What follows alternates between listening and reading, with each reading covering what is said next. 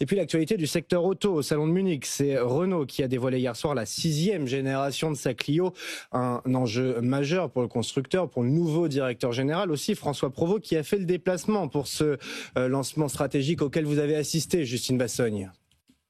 Oui, un lancement capital pour Renault parce que la Clio, c'est l'un de ses best-sellers. C'est la voiture la plus vendue en Europe au premier semestre. Voilà donc la 6e génération avec clairement un design de rupture. Cette nouvelle Clio, on la trouvera en version hybride ou thermique. Mais Renault a décidé d'abandonner le diesel. On sent aussi clairement une volonté de monter en gamme avec des fonctionnalités dans la voiture d'habitude réservées à des véhicules plus premium. Cette nouvelle Clio montre que notre stratégie est la bonne, explique François Provost, le nouveau patron de Renault que nous avons pu rencontrer ici à Munich. Il ne compte donc pas revenir sur la politique de Luca De Meo, mais l'accélérer, continuer à réduire les coûts. Dès l'année prochaine, toutes les voitures électriques de Renault seront ainsi équipées de batteries LFP, des batteries low cost moins chères, ce qui n'est pas le cas aujourd'hui. Et puis, comme ses homologues européens, François Provost ira à Bruxelles ce vendredi pour un dialogue stratégique, s'il ne dit pas clairement vouloir repousser